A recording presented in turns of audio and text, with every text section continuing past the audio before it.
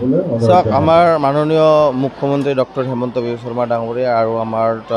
স্বাস্থ্যমন্ত্ৰী অশোক সিংঘল ডাঙৰীয়াৰ নেতৃত্বত অসমৰ যি 126টা সমষ্টিতে তেওঁলোকে মেঘা হেল্থ কেম্পৰ জৰিয়তে কিছুমান দুৰাৰোগ্য ৰোগৰ ট্ৰিটমেণ্ট কৰাৰ কাৰণে এটা সুব্যৱস্থা কৰিছে, য'ত ৰোগৰ চিনাক্ত হ'ব আৰু ইয়াতে সম্ভৱ হ'লে ইয়াতে ট্ৰিটমেণ্ট হ'ব, নহ'লে অসমৰ বিভিন্ন মেডিকেল কলেজ বা অসমৰ বাহিৰতো যিবোৰ ডাঙৰ ডাঙৰ মেডিকেল কলেজ আছে তেওঁলোকক লৈ পেলাই বিনামূলীয়াকৈ চিকিৎসা কৰাৰ এটা ব্যৱস্থা হাতত লৈছে। মই মাননীয় মুখ্যমন্ত্ৰী ডাঙৰীয়া আৰু স্বাস্থ্যমন্ত্ৰী ডাঙৰীয়াক ধন্যবাদ আৰু কৃতজ্ঞতা জ্ঞাপন কৰিছোঁ বিজনী ৰাইজৰ হৈ। আমি আজি দেখিছোঁ যে বিভিন্ন স্কুলৰ ছাত্ৰ ছাত্ৰীৰ লগতে বিভিন্ন ঠাইৰ পৰা ইয়াৰে এই ট্ৰিটমেণ্টৰ কাৰণে মানুহখিনি ইয়াতে যথেষ্টখিনি সমাগম হৈছে আৰু প্ৰায়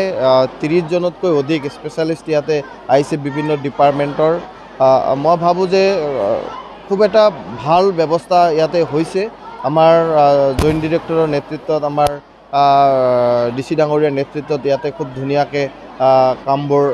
কৰিছে তেওঁলোকে, আৰু মই ভাবোঁ যে ইয়াৰ যিটো সুবিধা ৰাইজে ল'বলৈ আগবাঢ়ি আহিছে আৰু সেই সুবিধাখিনিৰ জৰিয়তে এই অঞ্চলৰ একেবাৰে দুখীয়া শ্ৰেণীৰ যিসকলে উপযুক্ত ট্ৰিটমেণ্ট পোৱা নাই সেইসকলক ট্ৰিটমেণ্ট পাব বা সেই দুৰাৰোগ্য ৰোগবোৰৰ পৰা পৰিত্ৰাণ পোৱাৰ কাৰণে তেওঁলোকৰ সহায় হ'ব বুলি মই ভাবোঁ।